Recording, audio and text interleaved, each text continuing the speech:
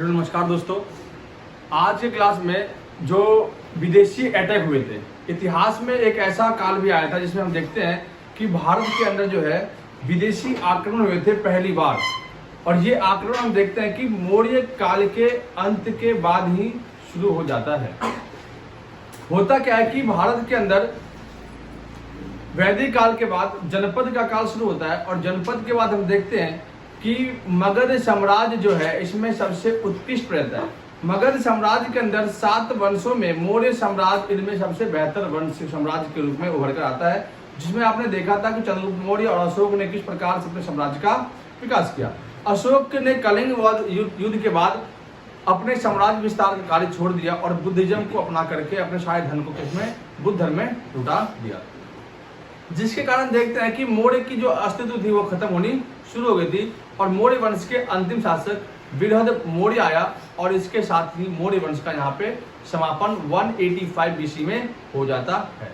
अब यहाँ पे भारत के अंदर मौर्य वंश जैसे ही अंत होता है, एक नए नए ब्राह्मण वंशों का उदय होता है, जिनमें मैंने आपको पिछले वीडियो में बताया था कि आपका एक तो हो गया आपके शुंग वंश, फिर कण्व वंश और सातवाहन और चेदी वंश। ये प्रमुख 4 वंश थे जिनका उदय आपका ब्राह्मण वंश के तौर पे देखा जाता है। और शुंग वंश और कण्व वंश और सातवाहनों ने काफी लंबे समय तक शासन किया, लेकिन ये काफी ज्यादा ही कमजोर वंश के रूप में देखने को मिलते हैं। इसके बाद इसी के साथ देखते हैं, इसी का लाभ उठा करके, इन्हीं कमजोर वंशों का लाभ उठा करके मध्य एशिया से फिर दोबारा अटैक होना शुरू होता है और पहली बार जो है हिंद, यूनानी, शक, पल्लव और कुषाण का जो है भारत पर अटैक होना शुरू हो जाता है।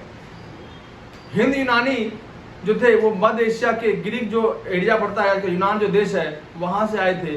और इसका शक जो आपका चाइना के यूची वंश से आए थे। शक वंश जो है आपके यूनान, शक जो है यूनान के बाद मध्य एशिया से आए थे। शकों की 5 शाखा थी। इसके अलावा आपके कुषाण आपके चीन के यूची वंश से आए थे, जिन्हें पल्लव का इतना महत्वपूर्ण योगदान रहा नहीं है भारतीय इतिहास में। तो हम देखते हैं किस प्रकार से इतिहास जो था वो सिस्टमैटिक रूप से चल रहा है। पहले मैंने आप लोगों को पढ़ाई ऐतिहासिक काल बताया, फिर आपको मैंने हड़प्पा काल बताया, फिर आपका वैदिक काल, फिर आपका जनपद काल में बुद्ध और जैन धर्म, फिर आपके जनपद में मगध साम्राज्य, मगध में जितने भी वंश थे 7 वंश के बारे में, लास्ट अंतिम सातवाहन वंश के बारे में बताया। और आज मैं आप लोग को जो विदेशी अटैक हुए थे उनके बारे में बताऊंगा। विदेशी अटैक में देखते हैं कि ISPK हिंद, यूनानी, शक, पल्लव और कुषाण, इंडो ग्रीक, शक, पल्लव और कुषाण के बारे में समझते हैं। लिखा हुआ है यहाँ कि मौर्य साम्राज्य के पतन के बाद कई छोटे छोटे राज्यों का उदय हुआ। जिन राज्यों में देखा आपने शुंग वंश, कण्व वंश, सातवाहन वंश और चेदी वंश, इन साम्राज्यों का उदय हुआ। इसका लाभ उठा करके कई विदेशी राज्यों ने भारत पर आक्रमण किया। भारत में विदेशी अटैक के 4 प्रमुख वंश आते हैं। एक आपका आता है इंडो ग्रीक, शक, पल्लव और कुषाण। इसे शॉर्ट फॉर्म में कहते हैं ISPK, इंडो ग्रीक, शक, पल्लव और कुषाण। तो सबसे पहले कौन आया? इंडो ग्रीक, हिंद, यूनानी। तो भारत में पहला अटैक जो करता है वो हिंद यूनानी करता है। भारत का पहला विदेशी अटैक होता है। सबसे पहला आक्रमण यूनानी शासक डेमेट्रियस ने किया था। इसने भारत के पंजाब और सिंध प्रांत को जीत लिया था। वही डेमेट्रियस जिसके राजदूत आए थे आपके डायमेकस। आपको पता होगा डेमेट्रियस राजदूत डेमेकस आया था, लेकिन वो डेमेट्रियस जो था प्रथम था, ये द्वितीय के रूप में जाने जाते हैं। इसका एरिया पंजाब और सिंध के प्रांत में विस्तृत था, लेकिन ये प्रॉपर भारत पर अपना अधिकार नहीं कर पाया था। इसकी राजधानी शाकल थी। प्रमुख शासक इसमें मिनांडर था। सबसे पहले सोने के सिक्के जारी करने वाला जो शासक था भारत के अंदर वो इंडो ग्रीक ही था। तो सबसे पहले सोने के सिक्के जारी किसने किया? इंडो ग्रीक अर्थात हिंद यूनानी ने किया था। इसी के समय में गंधार कला का विकास हुआ। अब गंधार कला क्या होता है? तो यूनानी कला और भारतीय कला जब आपस में मिलती है तो एक अलग कला का विकास होता है, उसे हम गंधार कला के नाम से जानते हैं। तो आर्ट एंड कल्चर जब पढ़ोगे तो आपके PCS लेवल के एग्जाम में आपके कला और आर्ट से क्वेश्चन आता है, जिनमें गंधार कला सबसे महत्वपूर्ण है। तो यूनानी कला और जब भारतीय कला मिल जाता है तो इससे मिलता है आपका गंधार कला। कई कला जिनमें गंधार कला और मथुरा कला सबसे फेमस है, जिससे आपके क्वेश्चन भी पूछे जाते हैं। ये एक बार आप रिपीट करते हैं। सबसे पहला आक्रमण यूनानी शासक डेमेट्रियस ने किया था। इसने भारत के पंजाब और सिंध प्रांत पर अधिकार किया। राजधानी इसकी शाकल थी। प्रमुख शासक मिनांडर था। सबसे पहले सोने के सिक्के जारी करने वाला आपका यूनानी था और गंधार कला का विकास इसी समय में हुआ था। नेक्स्ट देखते हैं शक।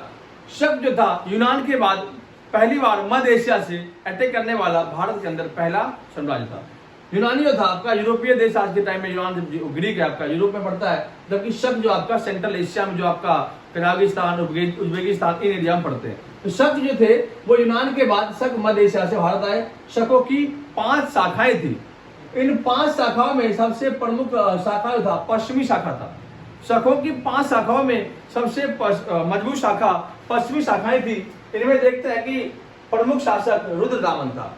अब रुद्रदामन के बारे में पढ़ते हैं तो क्वेश्चन आपके शकों से इतना नहीं पूछता है, लेकिन ये पूछता है कि रुद्रदामन ने किस झील की मरम्मत करवाई थी। तो सुदर्शन झील की मरम्मत करवाई थी। तो सुदर्शन झील बनाई किसने? तो सुदर्शन झील बनाने वाला शासक था आपका चंद्रगुप्त मौर्य। चंद्रगुप्त मौर्य के द्वारा बनाया गया आपका सुदर्शन झील जब फूट गया था तो उसकी मरम्मत अर्थात जीर्णोद्धार किया था। तो क्वेश्चन आता है कि सुदर्शन झील का जीर्णोद्धार किसने किया? तो रुद्रदामन प्रथम ने किया था। रुद्रदामन ने सुदर्शन झील की मरम्मत करवाई। इसने संस्कृत में एक अभिलेख खुदवाया जिसे जूनागढ़ अभिलेख कहते हैं। आज भी ये फेमस गुजरात में स्थित है। तो आपको पता होगा कि जूनागढ़ अभिलेख खुदवाने वाला शासक कौन था? रुद्रदामन। और सुदर्शन झील की मरम्मत किसने करवाई? तो आपके रुद्रदामन ने। इसने विक्रम संवत की उपाधि ली। अब भारत के अंदर विक्रम संवत और विक्रम संवत की शुरुआत 58 बीसी में किसने किया? तो आपके रुद्रदामन ने। क्योंकि हमने देखा कि जो रुद्रदामन था वो मध्य भारत में छोटे मोटे वंशों को उखाड़ फेंका और उखाड़ने के बाद अपने आप को एक विक्रमादित्य की उपाधि धारण कर ली। जिस कारण से देखते हैं कि भारत के कई शासकों ने भी इस उपाधि को लिया था, जिनमें एक प्रमुख शासक था चंद्रगुप्त द्वितीय, जो पढ़ाऊंगा आपको, उसने भी विक्रमादित्य की उपाधि धारण की थी। तो विक्रम संवत और विक्रमादित्य की उपाधि धारण करने वाला जो पहला शासक था वो था आपका रुद्रदामन प्रथम। जी आपको समझ में आ गया होगा। एक बार दोबारा देखते हैं। यूनान के बाद शक मध्य एशिया से आए। शकों की 5 शाखाएं थी जिनमें सबसे प्रमुख शासक प्रमुख शाखा पश्चिमी शाखा थी। प्रमुख शासक रुद्रदामन था। रुद्रदामन ने सुदर्शन झील की मरम्मत करवाई। ये बनाया किसने था? सुदर्शन झील तो चंद्रगुप्त मौर्य ने। इसने संस्कृत में पहला अभिलेख खुदवाया था जिसे हम जूनागढ़ अभिलेख कहते हैं। इसने विक्रमादित्य की उपाधि ली और इसने विक्रम संवत चलाया। कब? 58 बीसी में। इसने विक्रम संवत चलाया 58 बीसी में। अब आते हैं पल्लव। पल्लव से इतना नहीं पूछता, लेकिन इतना पूछ देता है कि इसके प्रमुख शासक और राजधानी। इसके प्रमुख शासक गोडो फर्डिनेंडिस था और राजधानी इसकी तक्षशिला थी। आज के वर्तमान पाकिस्तान प्रांत में है। इसमें इतना है आपको याद रखना। अब आते हैं मेन वंश कुषाण वंश। कुषाण जो था ये मध्य एशिया के अंतिम आक्रमण के रूप में देखा आता है, क्योंकि इसके आक्रमण के बाद जो इसका जो गुलाम बनता है, इसका जो सामंत बनता है, वही बनता है आपका क्या? गुप्त साम्राज्य के शासक। कुषाण ये चीन के यूची वंश या टोकरी वंश कह लो, उससे आए थे। इसके भी कुल 5 शाखाएं बनी हुई थी, जिनमें प्रमुख शाखा जो थी कुषाण थी। सबसे प्रमुख शाखा कुषाण थे। ये भी 5 शाखा थे। संस्थापक इसके थे कुजुक कन्फ्यूशस। कुषाण वंश के संस्थापक कुजुक कन्फ्यूशस थे। सबसे प्रमुख शासक कनिष्क को माना जाता है। तो ये चीन के यूची वंश से आए थे। ये इनकी कुल 5 शाखाएं थी, जिनमें प्रमुख कुषाण थे, संस्थापक कुजुक कन्फ्यूशस थे, सबसे प्रमुख शासक कनिष्क मानते हैं। राजधानी पेशावर या पुरुषपुर। पहली राजधानी इसकी थी पेशावर या पुरुषपुर जो पाकिस्तान में, और सेकेंड राजधानी मथुरा इसकी थी। 78 एडी में इसने शक संवत जारी किया था। यहाँ पे 58 बीसी में विक्रम संवत और यहाँ पे 78 बीसी में एडी में शक संवत की शुरुआत होती है। अब शक संवत के अनुसार हमारा कैलेंडर चलता है। अभी अगर शक संवत की बात करते हैं तो हम किस सन में हैं? तो 78 में माइनस कर दो 23, तो कितना हो जाएगा यहाँ पे? 5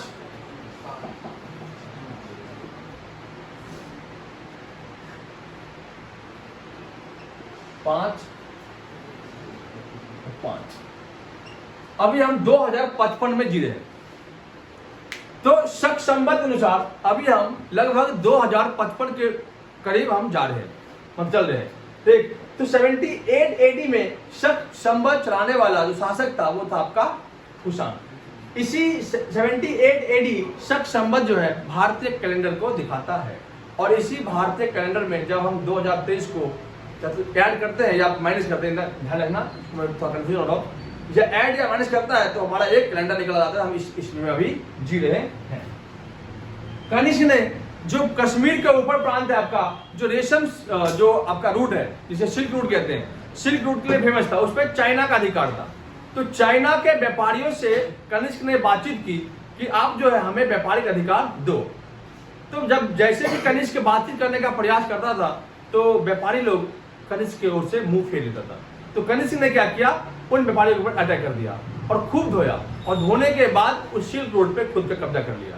तो इतिहास गवाह है कि चाइना भले ही आज बोल दे कि हम भारत को हरा देंगे, 1962 को याद कर ले, तो हम ये भी कह दें कि भारत के अंदर एक ऐसा शासक भी था जिसने चाइना को मुंहतोड़ जवाब दिया था, और उस टाइम में सबको पीट दिया और सिल्क रोड पर कब्जा कर लिया, और उसके बाद वहां से टैक्स लेना शुरू कर दिया और कह दिया किसको, चाइना के लोगों को, कि अगर तुम्हें व्यापार करना है इस रूट से तो पहले हमें टैक्स दो। कनिष्क ने महायान शाखा को मानता था, मतलब कनिष्क जो था बुद्ध धर्म को मानने वाला था, जिसे महायान जो शाखा थी, हीनयान महायान, उन महायान शाखा को मानने वाला था। कनिष्क ने कुंडल वन में चौथी बौद्ध संगति का आयोजन किया था। कुंडल वन कहां पे, कश्मीर में है। तो कनिष्क एक बौद्ध धर्म को मानने वाला था। इसके टाइम में बुद्ध को काफी ज्यादा ही संरक्षित मिला। ये बौद्ध संगति चौथी कुंडल वन में कश्मीर में हुआ था। इसके अध्यक्षता वसुमित्र के अंतर्गत ऋषि मुनि थे, उसने की थी। गंधार कला और मथुरा कला का विकास भी इसी समय में हुआ था। अब यहाँ पे क्वेश्चन था एक कि सबसे पहले सोने के सिक्के जारी किसने किया, तो इंडो ग्रीक ने, लेकिन सबसे शुद्ध सोने के सिक्के जारी किए कुषाणों ने। कुषाणों ने हिंदू कुश पर्वत को पार करके, उस हिंदू कुश पर्वत के पहाड़ी इलाकों को तोड़ करके उससे सोना निकाला, और सबसे शुद्ध सोने के सिक्के जारी करने वाला शासक कुषाण ही थे। तो कुषाणों के अंदर कनिष्क सबसे मेन शासक था। कनिष्क बौद्ध धर्म को मानने वाला था। इसने सिल्क रूट अर्थात रेशम मार्ग पर कब्जा कर लिया। इसने सबसे अधिक शुद्ध सोने के सिक्के जारी किए। इसने महायान शाखा को माना, और इसी के समय में चौथी बौद्ध संगति के संगति हुई थी, जिसकी अध्यक्षता वसुमित्र ने की थी। इसी के समय में गंधार कला और मथुरा कला का सबसे अधिक विकास। अब गंधार कला की शुरुआत कहां होती है, इंडो ग्रीक समय में, लेकिन इसका अधिक विकास किसमें होता है, तो आपका कनिष्क के टाइम में। इसके टाइम में कुछ बुकों की रचना हुई थी, जिनमें आपका बुद्ध चरित्र, जिनमें बुद्ध के जीवनी के बारे में बताया जाता है, उसकी रचना अश्वघोष ने की थी।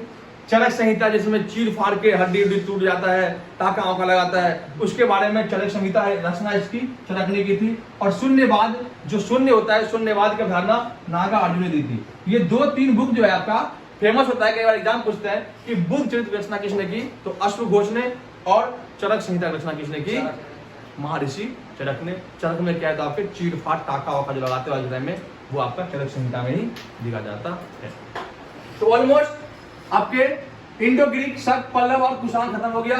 इसके अलावा टॉपिक आपका गुप्त है, क्योंकि कुषाणों के ही सामंत जो थे फ्री हो गए, और उसी के सामंत में आपका श्रीगुप्त सबसे मेन शासक हुआ, जिसने गुप्त संवत की स्थापना, गुप्त साम्राज्य की स्थापना की। और इसके बाद गुप्त में श्रीगुप्त के बाद घटोत्कच, इसके बाद चंद्रगुप्त प्रथम, फिर आपका समुद्रगुप्त। समुद्रगुप्त के बाद उनके 2 बेटे, एक का नाम रामगुप्त, फिर आपका चंद्रगुप्त द्वितीय, फिर आपका स्कंदगुप्त, फिर आपका कुमारगुप्त। इसके बाद गुप्त साम्राज्य का भी अंत होगा।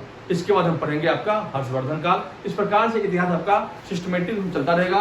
वीडियो अगर पसंद आया हो तो लाइक और शेयर जरूर करें।